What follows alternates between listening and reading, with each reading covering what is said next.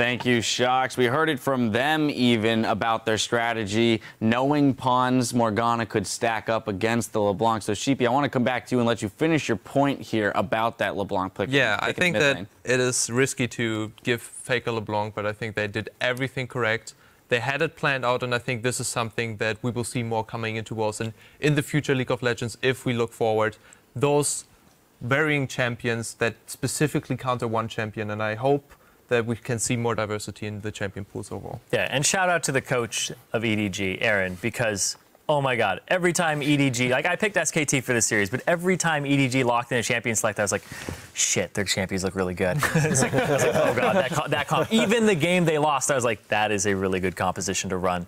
And SKT looked like they were flailing around a bit, didn't look like they had cohesive comps, and the order that they selected their champions in was a little all over the place, right? It's like they already have Maokai locked in. Let's lock in a Gnar when there's Annie still up and things like that. And then this time they're like, all right, let's lock in the LeBlanc before we've seen a whole lot of what that comp can do. Even what was locked in, it was like they seemed like they were set in what they wanted to lock in and in what order, and they didn't adapt. The reason I was surprised with the LeBlanc pick that early is because he hovered over the Lulu first. And we're thinking, well, you know, Lulu does really well against LeBlanc in lane. You could just hold off of the LeBlanc pick, see what they do next, and then decide on your picks. But he just locked it in right there. And you saw how he had to play. He could never use distortion aggressively versus Maokai, versus Alistar. You're never going to hit that damage. That's a huge amount of burst that you're missing out. He's forced to use his double Sigil of Silence.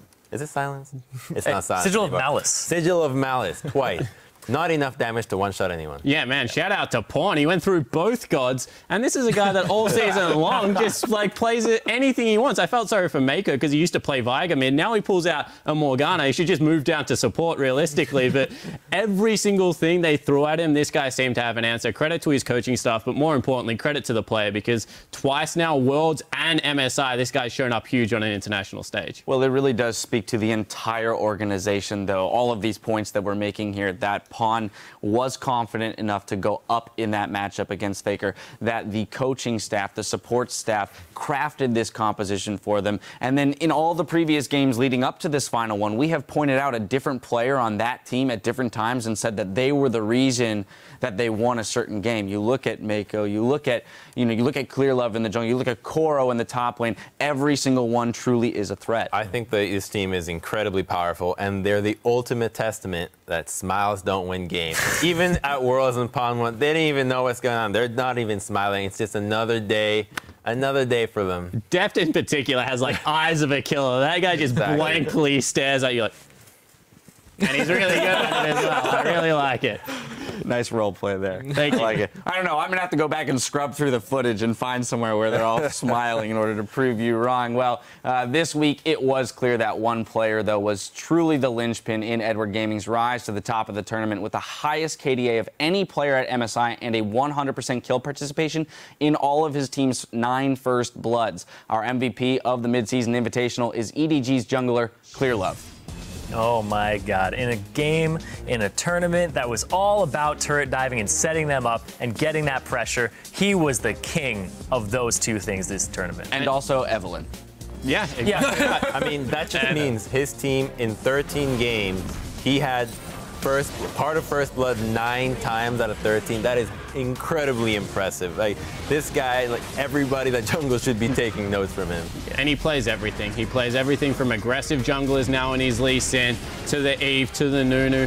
The guy's just good at every single part of the game. In particular, how he engineers the turret dives over there, but his team fighting spot on, his lane's presence is really good. And I just think he's got the best instinct out of any jungler I've seen at the moment. He's really come into fruition, because that wasn't something you always said about Clear Love, but he's made a very good brand for himself now. Yeah, personally, I was not too keen about EDG because I had my heart kind of over to SKT, which was also shown in the beginning, but this team really showed me different. That was an absolutely crazy series and really entertaining. Even though he played twice Nunu in the last game, we had Nunu again.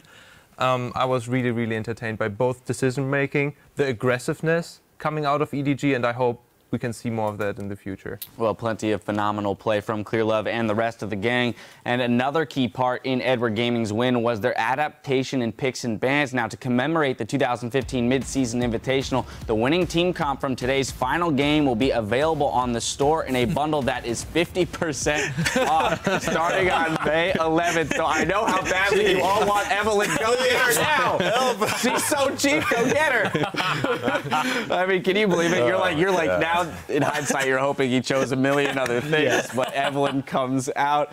All right, well, as we close the books on the first mid-season invitational, it's time to look towards the summer split as teams around the world continue their journey on the road to the Summoners Cup.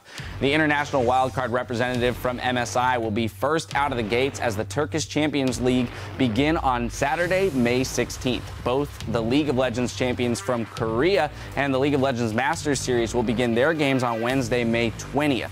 And China's League of Legends Pro League will be right behind them on Friday, May 22nd. Then the European League Championship Series picks back up on Thursday, May 28th, and the North American LCS follows that on Saturday, May 30th. So a lot of League of Legends here to come. That means you'll be able to continue following the action around the world soon enough. And that wraps things up for us. I'd like to thank our analysts for lending their expert insight all weekend long. And on behalf of myself and the entire broadcast team, thank you for joining us for the first annual Mid-Season Invitational. And we'll see you back here for the Summer Split. Yay. Woo.